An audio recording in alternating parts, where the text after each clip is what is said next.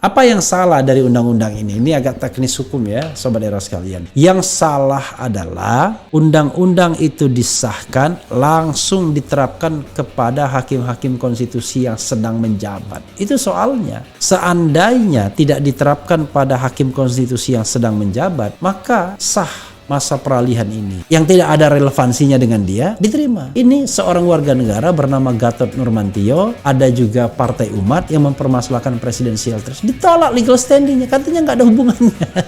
Allahu Akbar ya. Jadi suka-suka hakim MK lah ya, kalau dia punya kepentingan dia terima, kalau enggak ya dia nggak akan terima. Jadi tidak ada yang namanya sebuah standar yang baku. Ini yang memprihatinkan dari Mahkamah Konstitusi.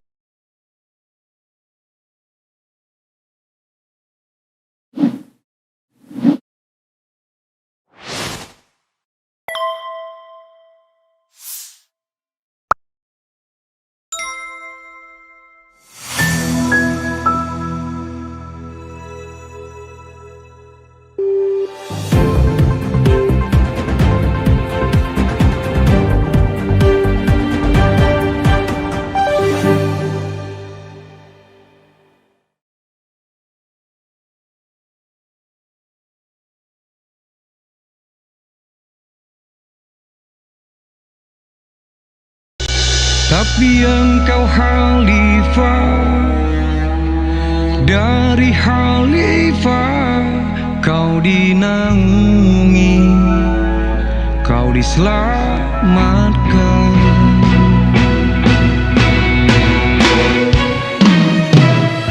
Engkau bisa bawa mata air kebaikan. Menimbang bahwa berdasarkan uraian pertimbangan hukum di atas, Mahkamah ketentuan norma pasal 87 huruf B Undang-Undang 7 2020 telah sejalan dengan prinsip kepastian hukum yang adil sebagaimana dijamin dalam pasal 28D ayat 1 UUD 1945.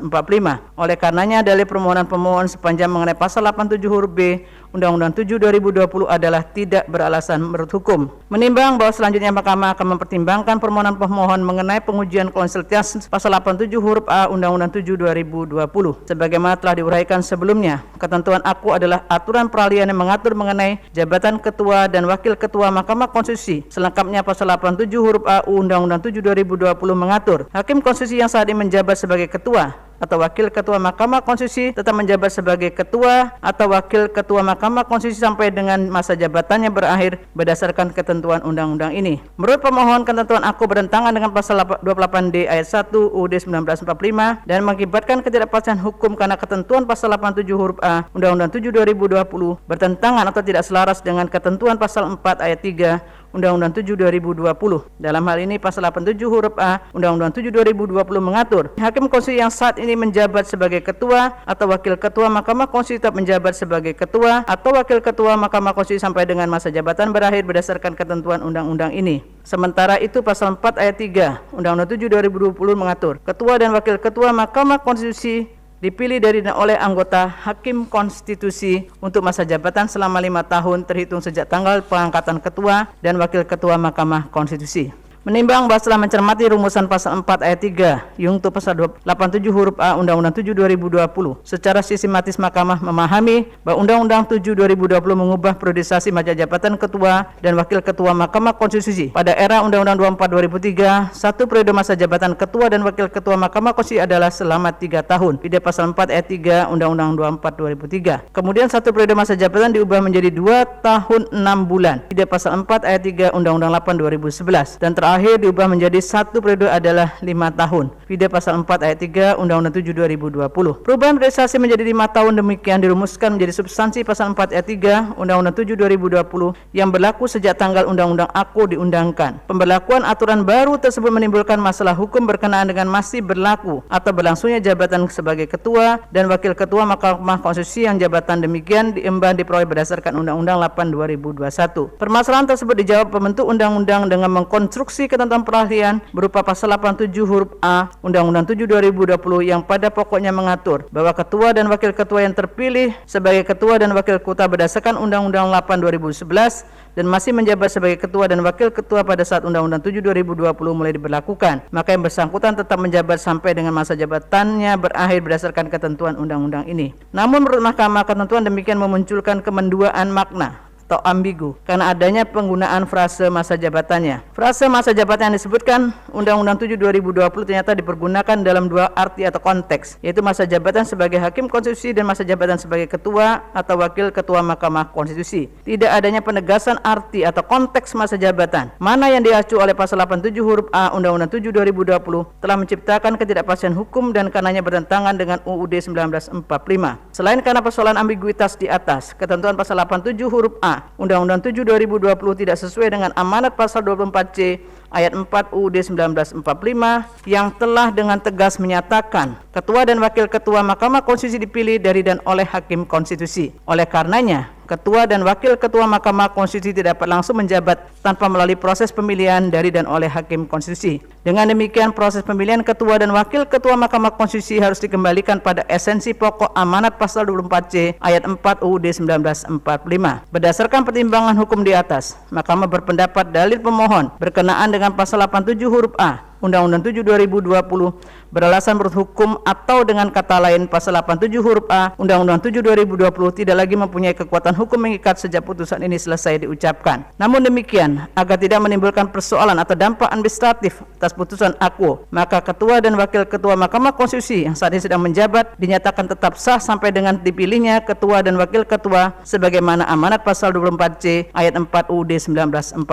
Oleh karena itu, dalam waktu paling lama 9 bulan sejak putusan ini diucapkan harus dilakukan pemilihan ketua dan wakil ketua Mahkamah Konstitusi. Menimbang bahwa berdasarkan seluruh uraian pertimbangan hukum di atas, menurut Mahkamah permohonan pemohon sepanjang mengenai pasal 87 huruf B Undang-Undang 7 2020 adalah tidak beralasan menurut hukum. Sedangkan terkait dengan pengujian norma pasal 87 huruf A Undang-Undang 7 2020, permohonan pemohon beralasan menurut hukum. Menimbang terhadap hal-hal lain yang tidak relevan, Mahkamah tidak mempertimbangkan lebih lanjut sehingga harus dinyatakan tidak beralasan menurut hukum. Konklusi, berdasarkan penilaian atas fakta dan hukum sebagaimana diuraikan di atas, Mahkamah berkesimpulan: 1. Mahkamah berwenang mengadili permohonan akuo. 2. Pemohon memiliki kedudukan hukum untuk mengajukan permohonan. 3. Pokok permohonan pemohon berkenaan dengan pasal 87 huruf A UU 7 tahun 2020 beralasan menurut hukum. 4. Pokok permohonan pemohon berkenaan dengan pasal 87 huruf B Undang-Undang 7 2020 tidak beralasan menurut hukum. Berdasarkan Undang-Undang Dasar Negara Republik Indonesia tahun 1945 dan seterusnya, amar putusan mengadili: 1. Mengabulkan permohonan pemohon untuk sebagian. 2. Menyatakan pasal 87 huruf A Undang-Undang Republik Indonesia nomor 7 tahun 2020 tentang perubahan ketiga atas Undang-Undang nomor 24 tahun 2003 tentang Mahkamah Konstitusi, Lembaran Negara Republik Indonesia tahun 2020 nomor 216 tambahan Lembaran Negara Republik Indonesia nomor 6554 bertentangan dengan Undang-Undang Dasar Negara Republik Indonesia tahun 1945 dan tidak mempunyai kekuatan hukum mengikat. 3. Memerintahkan pemuatan putusan ini dalam Berita Negara Republik Indonesia sebagaimana mestinya. 4. Menolak permohonan pemohon untuk selain dan selebihnya. Assalamualaikum warahmatullahi wabarakatuh. Sobat RH sekalian, jumpa lagi kita di channel yang keren ini. Keren, cadas ya. Sobat RH sekalian, ini ada berita menarik ya, yaitu Anwar Usman diharuskan mundur dari ketua MK setelah pernikahan dengan adik Presiden Jokowi dan sekarang menjadi adik ipar. Apakah ada hubungannya? Coba kita bacakan dan nanti kita ulas ya. Dan saya bilang ini putusan ya bagus-bagus saja walaupun penerimaan legal standingnya jadi sontoloyo dan tidak konsisten dengan presidential threshold. How come seorang warga negara yang sama sekali tidak ada kaitannya dengan masa jabatan ketua MK kok tiba-tiba dikabulkan legal standingnya, sementara Gatot Nurmantio tidak dikabulkan legal standingnya terkait dengan presidential threshold. How come? Oke, kita baca ya. Ini lucu ya MK, giliran dia punya kepentingan dia kabulkan legal standingnya. Dia nggak punya kepentingan atau katakanlah dia sendiri tidak mau membahasnya lebih lanjut, dia tolak. Oke, coba kita bacakan ya. MK putuskan Anwar Usman harus mundur dari ketua. Oke. Jakarta, CNN Indonesia ya, putusannya sehari sebelum ulang tahun kakak ipar rupanya. Mahkamah Konstitusi mengabulkan sebagian uji materi masa jabatan Hakim Konstitusi pada Undang-Undang Nomor 7 Tahun 2020 tentang MK yang mengharuskan Ketua MK Anwar Usman mundur dari posisi Ketua MK saat ini. Mengabulkan permohonan pemohon untuk sebagian, ujar Ketua MK Anwar Usman membacakan putusan tersebut dalam sidang yang diikuti via saluran YouTube MK Senin. Anwar membacakan dalam putusan MK itu, MK menyatakan pasal 87 huruf A Undang-Undang 7 2020 bertentangan dengan Undang-Undang Dasar 1945. Pasal tersebut mengatur posisi Ketua MK bisa dijabat oleh Hakim Konstitusi hingga masa jabatannya sebagai hakim berakhir. Menyatakan pasal 87 huruf A Undang-Undang Nomor 7 Tahun 2020 bertentangan dengan Undang-Undang Dasar 1945 dan tidak mempunyai kekuatan hukum mengikat, baca Anwar Usman. Bunyi pasal 87 huruf A Undang-Undang 7 2020, Hakim Konstitusi yang saat ini menjabat sebagai ketua atau wakil ketua Mahkamah Konstitusi tetap menjabat sebagai ketua atau wakil ketua Mahkamah Konstitusi sampai dengan masa jabatannya berakhir berdasarkan ketentuan undang-undang ini, yaitu Sontoloyo ya. Oke. Implikasi dari putusan tersebut, maka Anwar Usman dan Wakil Ketua MK Aswanto harus berhenti dari jabatannya tersebut. Meski demikian, keduanya tetap sebagai Hakim Konstitusi hingga habis masa jabatannya. Masa jabatan Hakim MK disebutkan merupakan hak pembentuk undang-undang, yaitu pemerintah dan DPR. Dalam Undang-Undang 7 2020 diatur jabatan Hakim Konstitusi tanpa periodisasi selama 15 tahun dan atau pensiun di usia 70 tahun. Nanti kita bahas ini ya. Berdasarkan ketentuan, masa jabatan Anwar Usman sebagai Hakim Konstitusi berakhir sampai 6 April 2026. Lumayan ya. Tinggal lama, masih lama lagi ya. Dan Aswanto sampai 21 Maret 2029. Lama lagi, lebih lama lagi, Allahu Akbar ya. Dalam pembacaan putusan tersebut, Hakim MK Eni Nurbaningsi yang membacakan bagian pertimbangan mahkamah mengatakan agar tak menimbulkan persoalan dampak administratif atas putusan Akuo, ketua dan wakil ketua MK tetap menjabat hingga terpilih penjabat yang baru. Oleh karena itu, dalam waktu paling lama 9 bulan sejak putusan ini diucapkan, harus dilakukan pemilihan ketua dan wakil ketua Mahkamah Konstitusi, baca Eni. Dalam putusan tersebut, dari 9 hakim MK, ada alasan berbeda, concurring opinion, dan pendapat berbeda, dissenting opinion. 2 hakim yang memiliki concurring opinion serta dissenting opinion sama adalah Arif Hidayat dan Manahan MP Sitompul. Hakim Konstitusi Wahiduddin Adams memiliki pendapat berbeda dan Hakim Konstitusi Saldi Isra memiliki alasan berbeda ya. Kemudian alasan dan pendapat berbeda disampaikan Hakim Konstitusi Soehartoyo dan alasan berbeda dari Hakim Konstitusi Daniel Yusmik ya. Terakhir Anwar Usman kemudian menyampaikan pendapat berbedanya dalam putusannya tersebut ya, luar biasa ya. Terakhir Anwar Usman kemudian menyampaikan pendapat berbedanya dalam putusan tersebut. Jadi berapa yang berbeda ini ya? Norma di dalam suatu pembentukan peraturan perundang-undangan adalah suatu sistem yang saling melengkapi satu sama lain. Tidak boleh di dalam pembentukan sebuah undang-undang ada norma yang justru menegasikan norma lainnya. Jika hal tersebut terjadi, maka dapat disimpulkan bahwa penyusunan pembentukan peraturan perundang-undangan tersebut keluar atau tidak sesuai dengan kaidah pembentukan peraturan perundang-undangan yang baik, tutur Anwar. Permohonan uji materi ini dilakukan Prianto, warga Muara Karang, Pluit, yang terregister nomor 96 PUU 18/2020. Menurut pemohon, ketentuan pada pasal 87 huruf A itu bersimpangan atau tak selaras dengan pasal 4 ayat 3 Undang-Undang 7 2020. Pemohon menilai pasal yang diujikan itu menimbulkan multi tafsir, bahkan penyelundupan norma hukum secara samar dan terselubung ya. Undang-Undang 720 ya. Coba kita lihat sobat RSC ya. Undang-Undang nomor 7 tahun 2020 pasal 4 ya. Pasal 4-nya tadi ya. Coba kita lihat kan pasal berapa tadi? Pasal 4 ayat 3 ya. Nah, ini ketua dan wakil ketua Mahkamah Konstitusi dipilih dari dan oleh anggota Hakim Konstitusi untuk masa jabatan selama 5 tahun terhitung sejak tanggal pengangkatan ketua dan wakil ketua Mahkamah Konstitusi. Ya, kemudian kemudian ada pasal peralihan kayaknya ya. Ya, sobat era sekalian, inilah politik di dalam Mahkamah Konstitusi. Masing-masing personel ya memiliki interest masa jabatan yaitu 5 tahun. Jadi, nah di sini ada pasal yang merupakan ketentuan penutup kurang lebih ya. Jadi pasalnya adalah Hakim Konstitusi yang menjabat ketua dan atau wakil ketua Mahkamah Konstitusi tetap menjabat sebagai ketua atau wakil ketua Mahkamah Konstitusi sampai dengan masa jabatannya berakhir berdasarkan ketentuan undang-undang ini. Hakim Konstitusi yang sedang menjabat pada saat undang-undang ini diundangkan dianggap memenuhi syarat menurut undang-undang ini dan mengakhiri masa tugasnya sampai usia 70 tahun selama keseluruhan masa tugasnya tidak melebihi 15 tahun. Apa yang salah dari undang-undang ini? Ini agak teknis hukum ya, sobat era sekalian. Yang salah adalah ya undang-undang itu disahkan langsung diterapkan kepada hakim-hakim konstitusi yang sedang menjabat. Itu soalnya. Seandainya tidak diterapkan pada hakim konstitusi yang sedang menjabat, maka sah masa peralihan ini. Jadi misalnya undang-undang itu diketok 2020, maka mereka yang berakhir masa jabatan untuk masa jabatan 5 tahun, itu 5 tahun berhenti semua.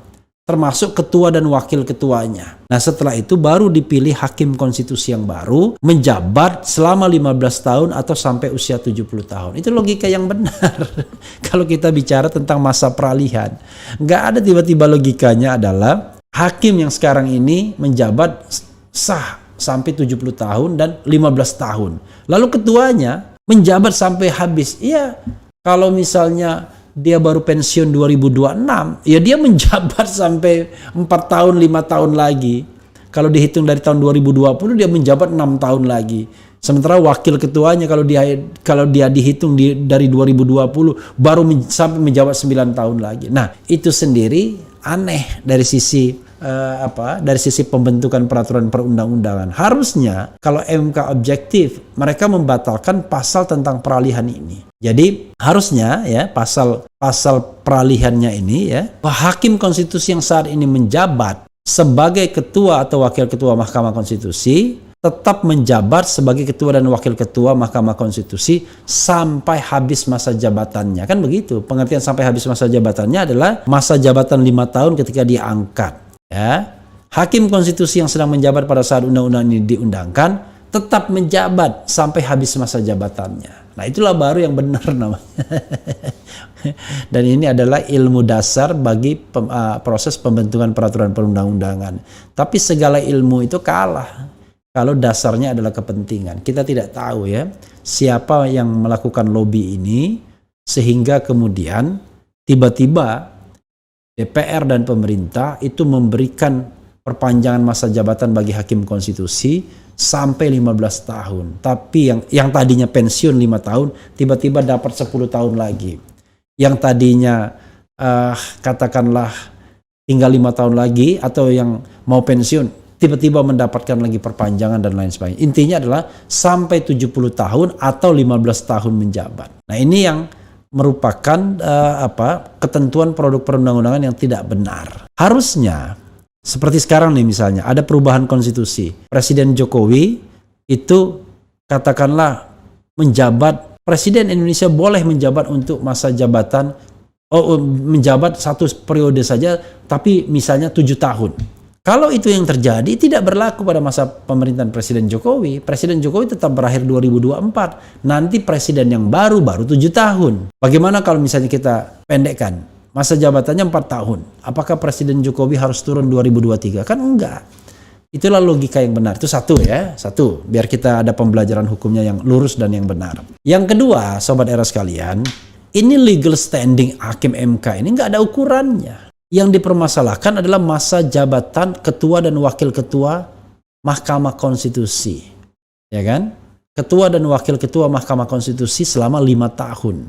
Sekarang pertanyaannya adalah, kok diterima legal standing seorang warga negara yang tinggal di Muara Karang? Apa hubungannya? Apakah warga negara tersebut kemudian dirugikan dengan ketua dan wakil ketua MK sekarang? Kan nggak jelas. Nggak ada hubungan kausalitasnya itu. Kalaupun misalnya ini dikabulkan, apa restorasi dari kerugian konstitusionalnya? Nah, jauh sekali dengan dengan presidensial threshold. Ketika seorang Gatot Nurmantio misalnya, atau warga negara, atau katakanlah sekarang DPD atau siapapun, ditolak legal standingnya. Loh, kok ditolak? Padahal presidensial threshold adalah hajat hidup kita semua sebagai warga negara Republik Indonesia. Bukan hanya hajat hidup partai politik yang pernah menjadi peserta pemilu 2019. Bahkan partai umat pun ditolak. It doesn't make sense, ya. Paham kan cara berpikir? Jadi nggak seorang warga Muara Karang, ya kan, memperkarakan masa jabatan ketua dan wakil ketua Mahkamah Konstitusi, diterima legal standingnya. Seorang warga negara yang bernama Gatot Nurmantio, yang tidak ada relevansinya dengan dia, diterima. Ini seorang warga negara bernama Gatot Nurmantio, ada juga partai umat yang mempermasalahkan presidensial threshold, ditolak legal standingnya, katanya nggak ada hubungannya. Allahu Akbar, ya. Jadi suka-suka hakim MK lah, ya. Kalau dia punya kepentingan, dia terima. Kalau enggak, ya dia nggak akan terima. Jadi tidak ada yang namanya sebuah standar yang baku. Ini yang memprihatinkan dari Mahkamah Konstitusi. Dan ini terus terang aja, nuansanya nuansa rebutan jabatan ketua dan wakil ketua saja, ya. As simple as that. Walaupun dalam konteks ini memang perlu dibatasi juga masa jabatan ketua dan wakil ketua Hakim Konstitusi. Masa ada bonus penambahan sampai 9 tahun ke depan atau sampai 6 tahun ke depan, itu sih namanya bukan bonus. Oke, coba kita bacakan, ya. Wah, ini ada pernyataan dari Lanyala, tolak PT 0% lagi, Ketua DPD Lanyala bubarkan MK. Bayangkan yang begini-begini dikabulkan oleh MK, diterima legal standingnya. Presidensial threshold enggak. Bahkan legal standingnya enggak diterima, ya. Padahal ini hajat hidup orang banyak presidensial threshold. Sementara ini kan hajat hidup orang cuma 9 hakim MK saja. Dengan menggunakan atau menunggangi warga Muara Karang yang mengajukan permohonan, ya itu saya terpaksa frankly speaking untuk hal-hal seperti ini, kan. Kalau enggak tambah rusak hukum kita, ya. Tatip fisika soal masa jabatan hakim MK hingga 15 tahun itu sepertinya memang dipersiapkan mengamankan 2024. Para hakim MK diisi pendukung istana untuk melanggengkan kekuasaan. Parah hukum di negeri ini. Kemudian coba Bang dibahas di CLBK. Sudah lama tidak ada segmen CLBK. Nantilah, ya. Saya akan bahas, ya, di CLBK. Cara lo belajar konstitusi. Ada Bung RH4 ketua MK, ya. Tidak usah lah. Jadi kalau sudah usia sekarang ini, jabatan itu adalah amanah dan kodrat, ya. Jadi kita tidak perlu mencari jabatan, tetapi kalau jabatan itu kita dapatkan, ya sudah, anggap saja itu adalah amanah dan berkah, gitu, ya, kira-kira. Kalau Pak Anies tidak jadi capres, harusnya ada demo besar-besaran untuk PT 0%. Ya jangan begitu, demo besar-besarannya dari sekarang dong. Ya. Jangan hanya ditujukan untuk satu orang saja. Pantas negara ini dijajah sampai 3,5 abad karena banyak sekali orang yang bermental lintah, yang hanya mementingkan perutnya sendiri. 0% harus terjadi demi seluruh rakyat Indonesia, bukan penguasa yang ingin menguasai ekonomi Indonesia demi kantong mereka sendiri. Ya, oke. Betul Abu Bakar mertua Nabi, tapi kan hukumnya pakai khilafah. Apa negara kita juga apa ini hukum Islam? Kemudian bubarkan saja MK dan KPK karena institusi tersebut sudah tidak lagi menjalankan tugas sesuai dengan sumpah jabatan, taat pada Pancasila dan UUD 45. Undang juga Bang Eros Jarot, Bang. Oh ya, oke lah, nanti kita undang, ya. Prabowo pilihan Ijtima Ulama, mundur dari kursi ketua MK tapi masih jadi anggota MK. Bagus sekali MK dibubarkan. Alhamdulillah, mau juga mundur berarti masih punya rasa bersalah bila tidak mundur. Dan ini yang paling tepat dalam pilihan menurut dadar negara ini, yaitu Pancasila. Dasar, ya. Saudara sekalian, bukan mau mundur, tetapi dimundurkan karena ada putusan Mahkamah Konstitusi sendiri yang menggambarkan persaingan di inner circle MK, yaitu merebut jabatan ketua dan wakil ketua MK dengan dalam tanda kutip menunggangi seorang warga Muara Karang, kira-kira begitu ya, yang diterima legal standingnya karena mempersoalkan masa jabatan hakim, ketua dan wakil ketua Mahkamah Konstitusi yang tak ada hubungannya dengan yang bersangkutan. Kalaupun kalaupun ini dikabulkan, apa relevansinya? Tapi kalau Gatot Nurmantio kemarin dikabulkan 0%, maka paling tidak dia punya peluang untuk menjadi calon presiden, ya kan? Ferry Juliantono juga begitu. Jadi this is not about Gatot Nurmantio, tapi ini adalah tentang rakyat Indonesia yang ingin melihat calon-calon presiden itu tidak didikte partai politik, tapi mampu maju dengan dirinya sendiri, walaupun tetap harus menggandeng setidak-tidaknya satu partai politik peserta pemilihan umum. Nah itu soalnya ya saudara sekalian. Itu saja saudara sekalian, mudah-mudahan ini menjadi pembelajaran bagi kita untuk paham dengan hal-hal seperti ini. Wassalamualaikum warahmatullahi wabarakatuh. Ciao.